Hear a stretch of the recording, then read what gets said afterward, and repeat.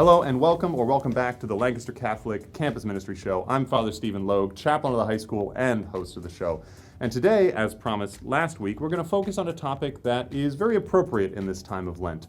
Throughout the season of Lent, through the Stations of the Cross and through our readings, we keep coming back to the cross. We keep coming back to Calvary. We keep coming back to the sacrifice of Jesus. And that raises an important question that a lot of people have different opinions on. And that is, what should our crosses look like? Should they be plain wooden crosses that are empty because, after all, Jesus rose from the dead? He was on the cross, sure, but now he's not. Or should they be crosses with an image of Jesus on them, which we call a crucifix? An image that reminds us of the sacrifice that Jesus endured and brings our minds back to Good Friday, not just the sacrifice kind of in general. And to better understand the Catholic position, which is very much in favor of having a crucifix, not just a plain cross.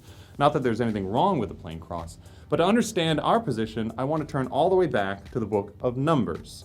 At this point, Moses and the Israelites have left Egypt. They've fled from Pharaoh in the Exodus, all of that good Lenten imagery that we hear a lot of times in this season.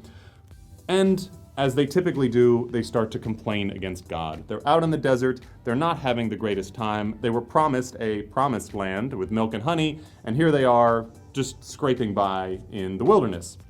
And so at this point, they are complaining, and they're attacked by serpents. Snakes start coming out of everywhere, biting people. People are getting poisoned or venomed. I'm not a biologist. But anyways, they're getting bitten by the snakes, and they're not having a great time. And so they call out to Moses, they call out to God, help us, do something. So the Lord intervenes. This is Numbers chapter 21, verse 8. And the Lord said to Moses, make a fiery serpent and set it up as a sign. And everyone who is bitten, when he sees it, shall live. So Moses made a bronze serpent and set it up as a sign. And if a serpent bit any man, he would look at the bronze serpent and live. This is a strange passage in the Old Testament, and it doesn't really make total sense. They're being bitten by serpents, they pray to God for help, and instead of just making the serpents disappear or asking them all to pray or do a sacrifice that was more common to them, God said, no, Moses, take some bronze, make a serpent out of bronze, an image of the thing that is terrifying all of you, and put it up on a pole, mount it up so everybody can see it, and then everyone who wants to be saved from the serpents has to look up at that serpent, and then they'll be saved.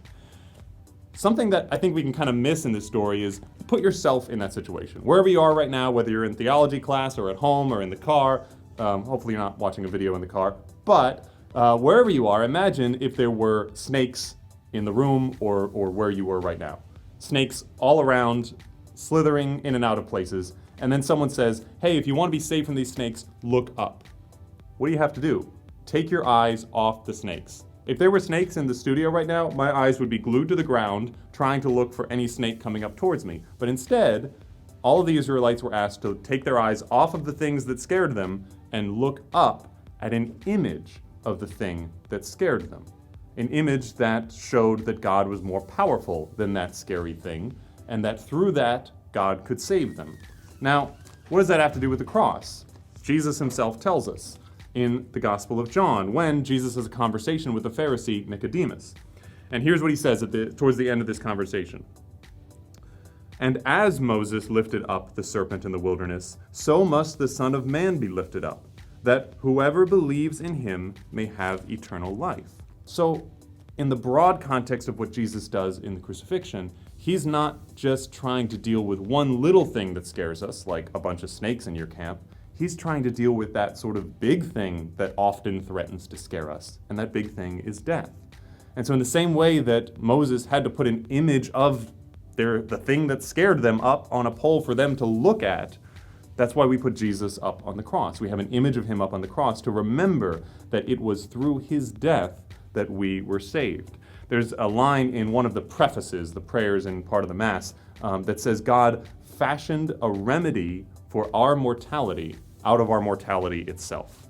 So God used our mortality, our natural state where we're going to die someday, to give us a remedy for death. And so just like the Israelites, who, if they were bitten by a snake, they could look up at the snake and be healed.